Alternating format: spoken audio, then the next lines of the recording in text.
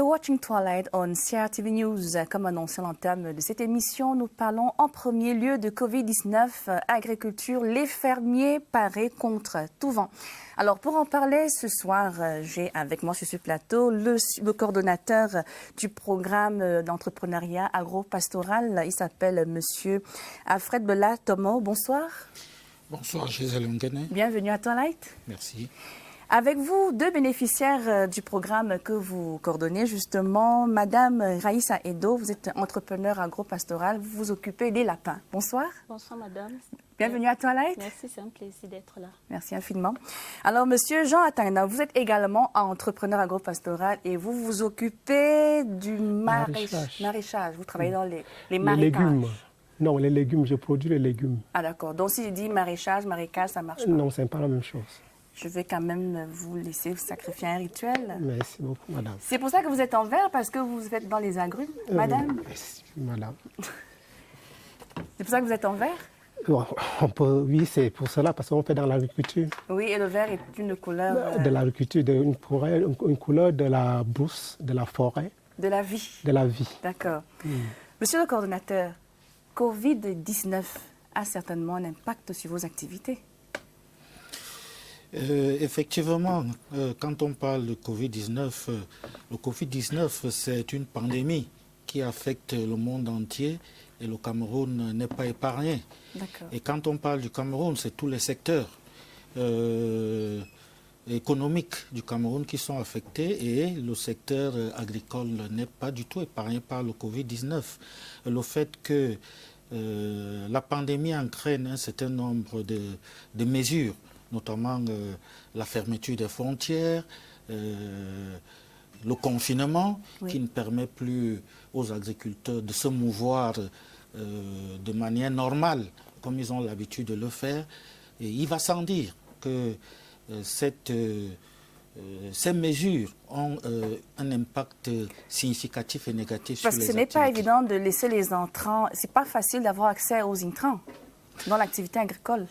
Exactement, nous avons un certain nombre d'intrants que le gouvernement acquiert auprès des autres pays frères. Nous avons également d'autres intrants qui sont, n'est-ce pas, produits par des équipes spécialisées, par exemple les RIRA et autres. Le Covid-19 a forcément aussi un impact sur les activités de ses partenaires, n'est-ce pas, qui accompagnent le Minader et le Minepia, n'est-ce pas, l'acquisition des intrants, mais également et surtout au niveau de l'accès au marché. Alors, PEA Jeunes, c'est vous fabriquez des start-up, ou alors vous aidez des start-up, j'aime mieux dire start-up parce qu'on voit là que vous aidez au démarrage d'entreprises agricoles. Effectivement, le programme de promotion de l'entrepreneuriat agro-pastoral des jeunes est un programme initié et mis en œuvre grâce à la maîtrise d'ouvrage conjointe du ministère de l'Agriculture et du Développement rural et du ministère de l'Élevage, de Pêche et des Industries animales avec l'appui technique et financier du Fonds international pour le développement agricole. Le FIDA. Le FIDA. Il s'agit d'un projet, comme j'ai dit, d'un programme qui a été mis en place pour promouvoir la création ou le développement d'entreprises portées par des jeunes hommes et femmes dans les filières agro-pastorales porteuses pour les aider à migrer vers l'autonomisation et lutter contre la sécurité alimentaire. D'accord. Alors, comment s'opère la sélection? Est-ce que vous descendez juste dans des villages? Vous voyez des familles qui s'intègrent dans l'activité avec des... Comment ça se passe la sélection des bénéficiaires? Vous faites bien de poser la question parce que de manière opérationnelle, le PEA Jeunes se décompose en 4 grandes étapes. La première étape est l'étape dite de facilitation. La deuxième étape, c'est l'étape dite d'incubation. La troisième étape, c'est le financement. Et la dernière étape, c'était intitulé le business, le suivi accompagnement, mais que nous appelons aujourd'hui le business coaching. La sélection des jeunes est donc fait partie intégrante de la première étape qui est la facilitation. La facilitation consiste d'abord à sensibiliser informer le jeune sur les opportunités que offre l'OPA Jeune. Et ensuite, après la sensibilisation et l'information, il s'agit d'aller maintenant vers les jeunes qui ont été sensibilisés pour opérer un diagnostic d'un certain nombre de jeunes. Le diagnostic consiste, n'est-ce pas, à évaluer les capacités des jeunes à procéder, n'est-ce pas, à rentrer dans notre processus d'incubation. Parce que il faut comprendre ici que l'OPA Jeune vise à terme à créer 3700 entreprises pour les jeunes dans le secteur agro-pastoral. Il y a un délai? Nous avons, oui, l'OPA Jeune a été conçu pour une durée de 6 ans, de 2015 à 2021. Vous comprenez tout de suite que le nombre d'entreprises que veut créer l'OPA Jeune est petit par rapport à la demande. Tout de suite, il faut la sélection, on passe par des appels à candidature, on peut appeler ça ainsi. Donc c'est les plus méritants qui graduent, n'est-ce pas, au processus d'incubation et de financement du PA Jeune. Ça veut dire que la facilitation, la sélection du jeune, c'est une démarche axée sur, n'est-ce pas, on peut dire en quelque sorte que c'est une démarche axée sur la compétition. C'est de la compétition. Et nous avons beaucoup de jeunes qui frappent à nos portes, mais il faut dire que c'est les plus méritants, entre guillemets, qui graduent à notre processus d'incubation. Comme pour dire que les deux que nous avons sur notre plateau font partie des meilleurs. Alors, Madame Edo, dites-nous, comment vous avez fait connaissance avec le PA Jeune? Ça s'est passé comment? Merci de me passer la parole. Tel que le coordonnateur national le disait tout à l'heure, j'ai su qu'il y avait un appel d'offres. Il y a eu un appel d'offres. Comme déjà passionnée par le secteur agro-pastoral, je suivais tous les programmes à la loupe pour chercher l'opportunité de me lancer par un quelconque financement. C'est ainsi que j'ai lu l'appel d'offres dans La Voix du Paysan. Oui, parce que j'ai lancé dans La Voix du Paysan et je suis allée suivre les étapes de sélection, de sensibilisation. Dans mon cas, c'était à l'école pratique d'agriculture de Bingala qui a eu la sensibilisation dans le département de la Montfort-Kono. Vous étiez élève là-bas? J'ai été élève lors de l'incubation. Oui. Mais avant de participer à la sélection, d'être retenue, j'étais étudiante. Je faisais un master en sociologie. À Yaoundé 1, oui. Et las de ne pas pouvoir faire quelque chose de mes propres mains parce qu'on disait qu'est-ce que tu sais faire, et j'avais besoin d'avoir des aptitudes et des compétences, de pratiquer quelque chose de palpable. C'est ainsi que je décide de faire quelque chose de plus pratique et je me lance aux phases de sélection. Heureusement, j'ai été retenue et c'était une très bonne opportunité. Ça fait combien de temps? J'ai été formée en 2017. Mais j'ai lancé mon activité en 2019 et ça va marcher, ça va très vite. Vous, c'était à la radio peut-être? Non, ce n'était pas à la radio, c'était grâce au délégué d'agriculture de Soie, parce que j'habite Soie. Oui. Bon, en tant qu'étudiant, je faisais donc l'agriculture et c'est comme ça que j'ai fait connaissance du délégué d'agriculture de Soie. Et étant donné qu'il était venu voir ce que j'essayais de faire de moi-même, lorsque l'occasion s'était présentée, il m'avait appelé pour me présenter le programme. C'est ainsi que j'avais déposé mon idée de projet. Et cette idée de projet a été retenue. On m'avait appelé pour passer à l'incubation à Bingala également. À Bingala? Oui. Très populaire. Alors, vous faites dans les maraîchage. Le maraîchage. Maraîchage. Que vous refusez que je colle au marécage. Ce n'est pas le marécage, c'est plutôt les légumes, c'est-à-dire la tomate, oui, le piment. Les agrumes en général? Non, pas les agrumes, oui, les légumes. Les légumes. Le zome, le tuggle. Exactement. Bon, si vous voulez prononcer en français, dites-nous. La grande morelle ou la morelle noire. La morelle noire. Oui, la morelle noire, c'est le zome. D'accord. La grande morelle, c'est ce qu'on appelle communément l'onkea. D'accord. Et aujourd'hui, vous volez de vos propres ailes. Comment est l'étendue de votre activité?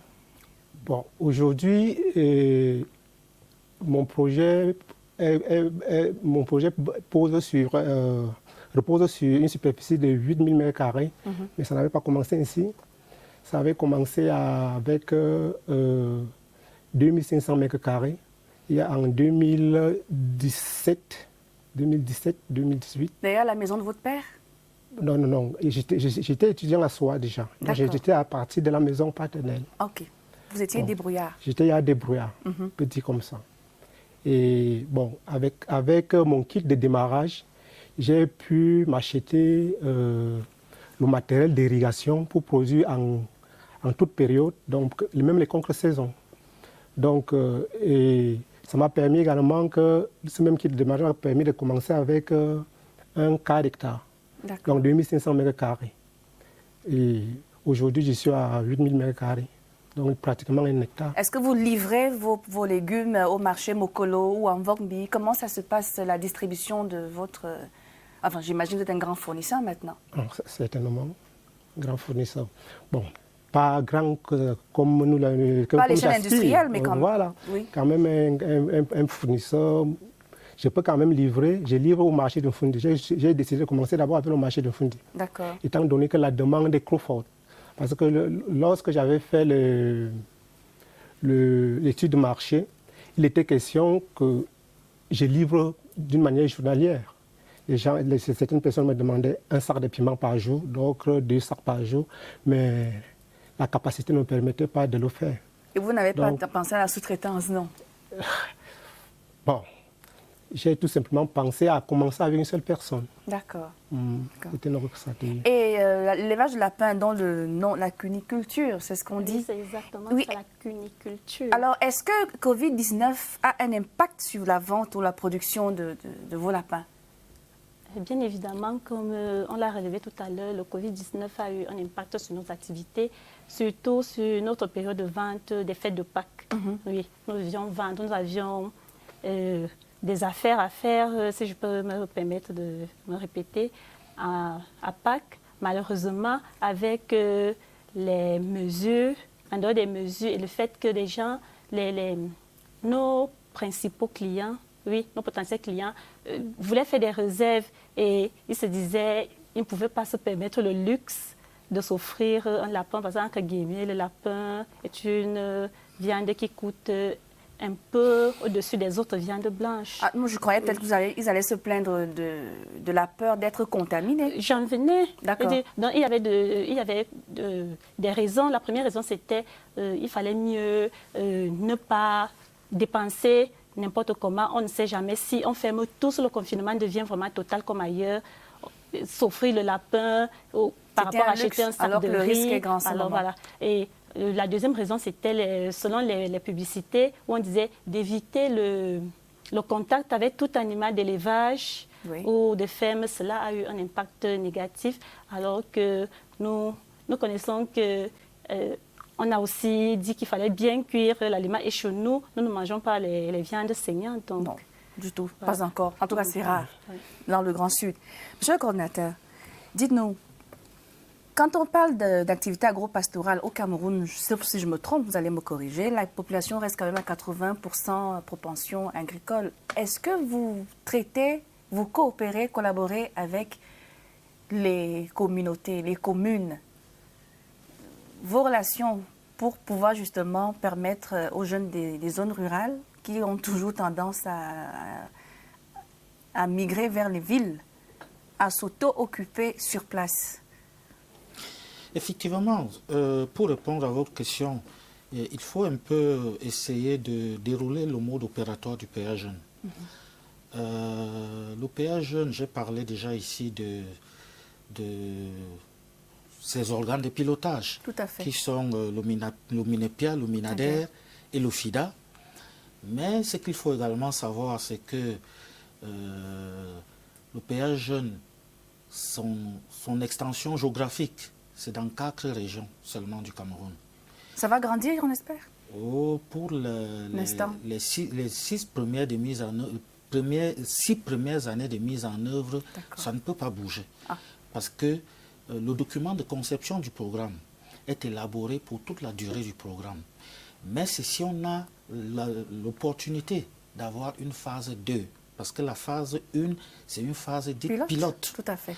Et le pilote, on ne peut pas, n'est-ce pas, saupoudrer en quelque sorte les impacts et les effets du programme.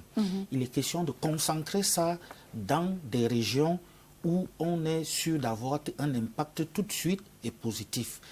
Et maintenant, quand les effets sont perceptibles, quand les effets sont maîtrisés, alors on peut procéder à ce qu'on appelle une extension, un réplicage, n'est-ce pas, de ça dans les autres régions. Je disais tantôt que le PA Jeune, c'est 6 régions, la région du centre, du littoral, du sud et du nord-ouest. Mais il ne s'agit pas d'un découpage administratif. L'approche du PA Jeune, c'est une approche par le bassin de production. Et le PA Jeune en compte 16. Le bassin de production, pour nous, c'est une zone homogène géographique pouvant permettre le développement d'une ou de plusieurs spéculations qui sont visées par le programme. Vous en avez 10 d'ailleurs. Nous en avons 10. Oui. Nous avons 6 pour les productions végétales et 4 pour les productions animales. En ce qui concerne les productions végétales, nous avons le maïs, le manioc, le bananier plantain, l'ananas. Très consommé par la population camerounaise d'ailleurs. Voilà, le poivre et les cultures maraîchères, comme Monsieur Atangna. Monsieur Atangana. Et en ce qui concerne les productions animales, nous avons la porciculture, l'aviculture, les petits ruminants et les élevages dits non conventionnels dont fait partie la cuniculture. D'accord. Alors, le bassin de production, c'est des espèces de poches qui se retrouvent dans les régions. Ce n'est pas toute la région qui est concernée. Alors, on peut avoir un bassin de production qui chevauche d'un district à un autre, d'un arrondissement à un autre, d'un département à un autre, mais nous n'avons pas encore le cas d'un bassin qui chevauche d'une région à une autre. Donc, c'est un découpage technique et non un découpage administratif. Pour répondre à votre question, la facilitation dont on parlait tout à l'heure, elle se fait avec toutes les parties prenantes, n'est-ce pas, présentes dans le bassin de production. C'est-à-dire les églises, les radios communautaires, les communes et autres. Toutes ces entités sont parties prenantes de la facilitation, c'est-à-dire de la sensibilisation et de l'information. Il vous a dit tantôt que c'est le délégué qui l'a amené à connaître le PA Jeune. Elle a lu plutôt dans la voix du paysan. Dans la voix du paysan. Parce qu'il faut dire que le PA Jeune également, c'est une approche par le faire-faire. L'étape dite de facilitation est laissée aux ONG de facilitation qui sont déjà implémentées dans les régions. On voit la IFR, GEA. Dans les ONG de facilitation, nous en avons 4. D'accord. C'est le Sahel dans la région du centre, Agro-PME dans la région du littoral, CIRDEP dans la région du nord-ouest et nous avons également une autre ONG dans la région du sud.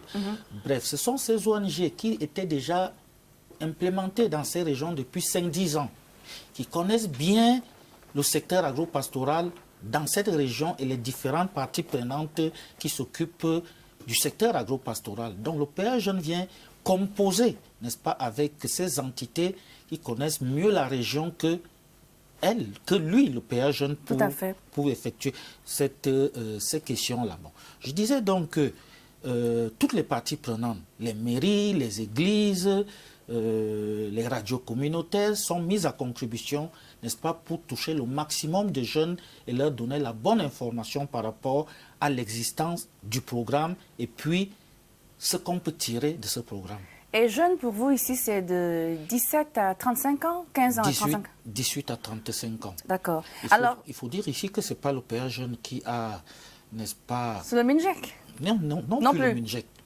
Il y a eu au démarrage du programme une concertation tripartite, gouvernement, bailleurs de fonds et jeunes. D'accord. Au Palais des Congrès pendant 3 jours. C'est cette concertation qui a délimité la tranche, parce que les jeunes se plaignaient. Oh, on dit on fait des choses pour des jeunes, mais on trouve dedans des gens âgés de 45 ans. Alors ils disaient, soit vous nous donnez des choses, soit ne nous noyez pas toujours dans... Et c'est au cours de cette conférence tripartite que la tranche d'âge de 18 à 35 ans a été adoptée. Et nous voyons fort heureusement qu'aujourd'hui, grâce à cette conférence tripartite, tous les acteurs qui veulent venir faire des choses pour des jeunes s'alignent désormais à cette tranche d'âge de 18 à 35 ans. D'accord. Alors, si on revenait encore sur Covid-19, c'est malheureusement la vedette de notre époque. La semaine dernière, nous pensons bien que votre partenaire FIDA vous a remis quelque chose pour vous aider à pallier ce Covid-19 que j'ai du mal à appeler au féminin parce qu'il paraît qu'on doit maintenant dire la Covid. Mon cerveau ne veut pas accepter ce changement brusque. Il y a quelques heures, on vous a entendu dans une autre émission diffusée sur CRTV News dire que vous avez probablement eu une semaine, bref, quelques jours d'études pour voir comment implémenter la bonne gestion de cet argent. Je ne sais pas, avec la complicité de la rédaction, c'est possible de voir ce reportage de CRTV.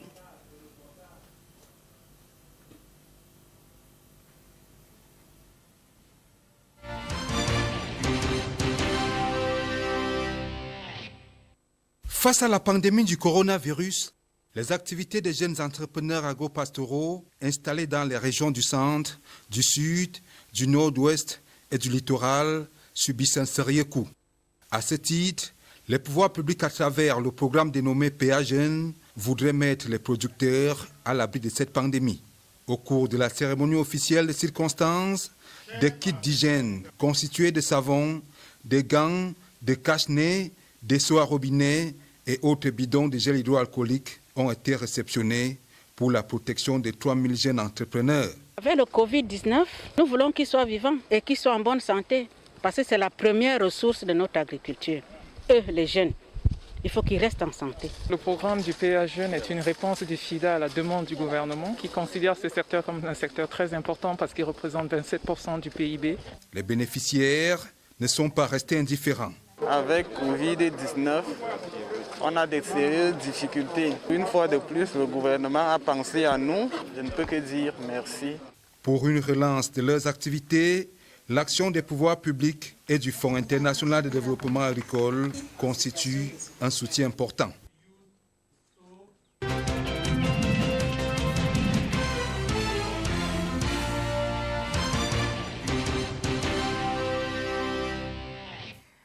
On dit que l'argent n'aime pas le bruit, mais nous sommes au courant que vous avez reçu 66 millions de francs CFA du FIDA pour la riposte contre Covid-19. Alors, comment est-ce que nous entendons gérer ces fonds pour aider justement les agro-pasteurs à s'en sortir et à passer ce mauvais tunnel de Covid-19? Merci de me permettre de répondre à cette question. Ce qu'il faut d'abord dire d'entrée de jeu, c'est que ce n'est pas de l'argent du FIDA. Ah, d'accord. C'est l'argent du gouvernement camerounais. Okay. En fait, en 2015, pour la mise en œuvre du PA Jeunes, le FIDA et le Cameroun ont signé un accord de financement. Et quand on signe un accord de financement, les fonds deviennent la propriété de l'État. Il ne s'agit pas du fonds de l'argent du FIDA, mais de la propriété, un prêt du FIDA au Cameroun. Alors, juste après les orientations, les directives gouvernementales pour la lutte contre le Covid-19, le ministère de l'Agriculture a élaboré un plan de riposte ministériel, sectoriel. Et faisant suite à ce plan sectoriel de riposte qui est axé, qui est basé sur 4 axes spécifiques, le PA Jeunes s'est approprié, n'est-ce pas, sur le plan de riposte sectoriel et l'a traduit en plan de riposte opérationnel pour ses objectifs. Tout à fait. Et ce plan opérationnel a été élaboré très rapidement et a été soumis à la non-objection du FIDA. Pourquoi resoumettre ce plan à la non-objection du FIDA? Il faut savoir que chaque année, pour qu'un programme se mette en place, le comité de pilotage adopte son plan d'action. Or, en décembre, quand on adoptait le plan d'action du PA Jeunes, le Covid-19 n'existait pas. Pour mener donc une autre activité qui est en dehors de ce plan d'action validé, il faut repartir vers le FIDA pour actualiser et réorganiser les choses. Tout à fait. Il ne s'agit pas d'un nouveau fonds, d'une nouvelle ressource que le FIDA met à la disposition du PA Jeunes, mais c'est une réorientation des ressources par rapport, n'est-ce pas, pour gérer le risque. Pour gérer le risque. C'est-à-dire qu'on identifie, n'est-ce pas, certaines activités dans le plan d'action validé qui ne sont pas urgentes, qui ne sont pas, entre guillemets, nécessaires. Et on réoriente ces ressources vers... Et c'est pour ça qu'on parle, on dit qu'un plan d'action doit être dynamique et non statique. Alors c'est ce qui a été fait très rapidement avec le FIDA.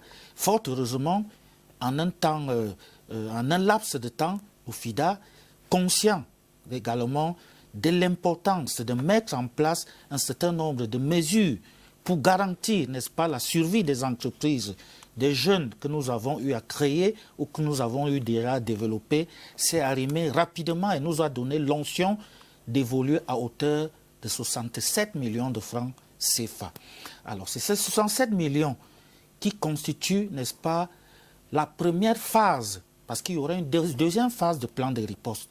La première phase consistera donc à consister, parce qu'elle est déjà en cours, à produire les supports de sensibilisation, à créer des plateformes d'information et de sensibilisation pour nos jeunes, mais davantage d'acquérir les kits et équipements sanitaires de protection à mettre non seulement à la disposition de nos jeunes entrepreneurs, mais également pour toutes les parties prenantes de mise en œuvre du PA Jeunes, dont la cellule d'exécution elle-même. Nous sommes bénéficiaires.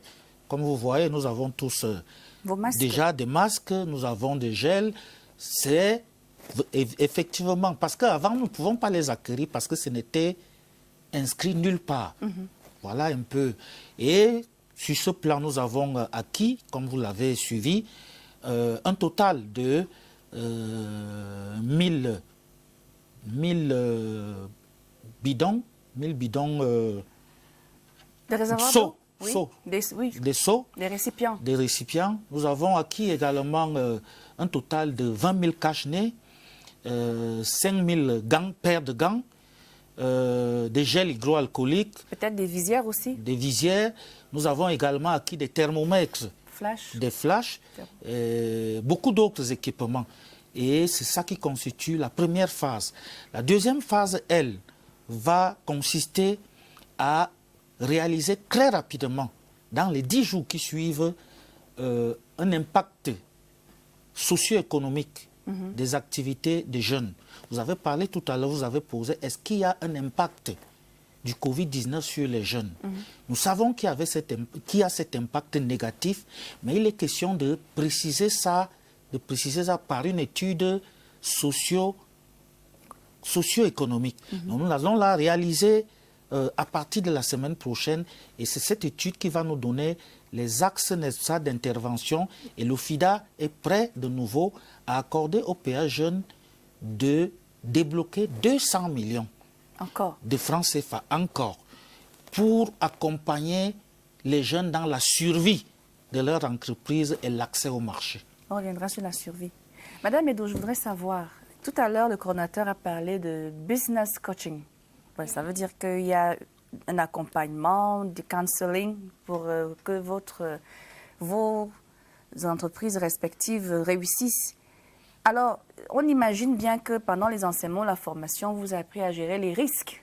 Voilà, donc un risque qui survient, comment est-ce que vous vous en sortez? Oui, bien évidemment. On nous apprend à gérer les risques. Un entrepreneur doit savoir anticiper et se préparer à toute éventualité. Alors, dans notre cas spécifique, dans notre ferme Saveur du Lapin en Bankomo, nous avons décidé de faire un marketing agressif, entre guillemets, à relancer nos anciens clients qui connaissent nos pratiques, nos bonnes pratiques, dans le respect des mesures, et qui savent que les sujets qui sont dans notre ferme sont des sujets qui ne viennent pas d'ailleurs et qui sont là depuis. Qui sont sains. Qui sont sains, merci. Oui, et cela, par ce biais, nous avons décidé de faire du porte-à-porte, d'appeler et de dire, voilà, même si la PAC est terminée, est-ce que vous pouvez acheter le lapin et le consommer, et nous vous livrons à domicile. Donc nous avons trouvé une stratégie pour sortir nos bêtes, parce qu'avec le Covid-19, je peux vous dire que nous avons eu des problèmes avec l'aliment, les prix ont Les recettes grimpé. ont chuté. Les prix de l'aliment, de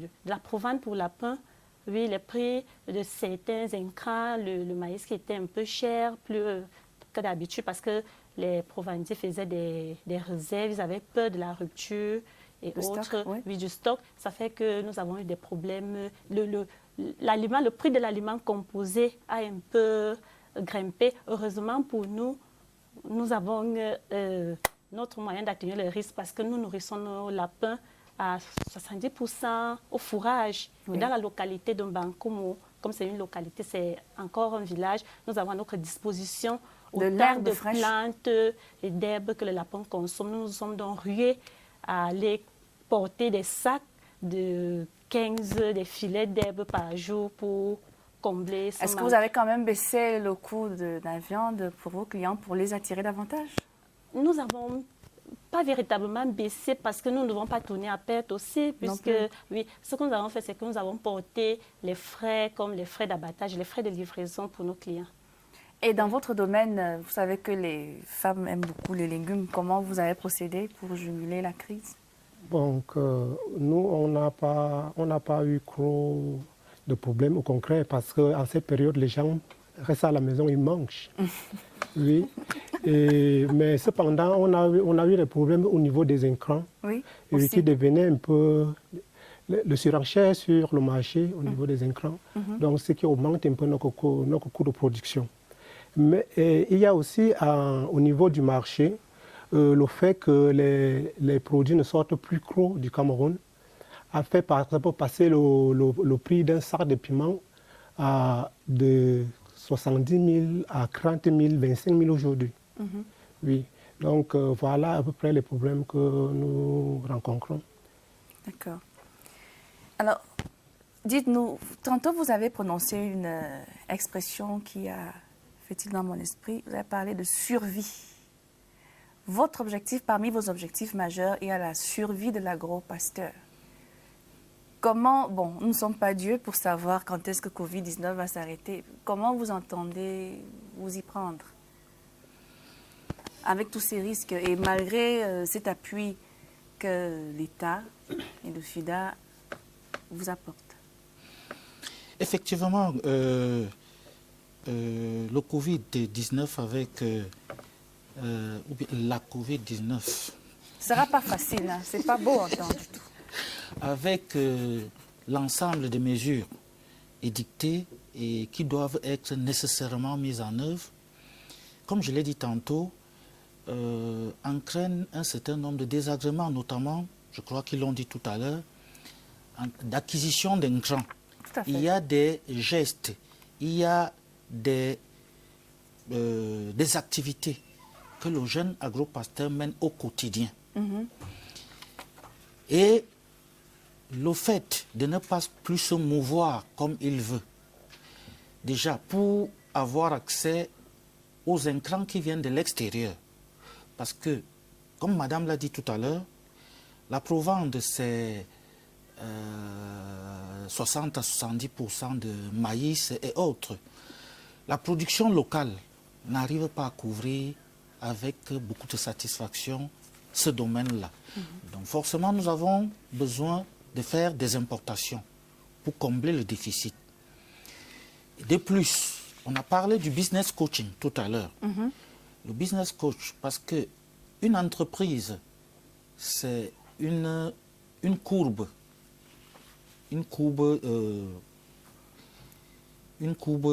normale.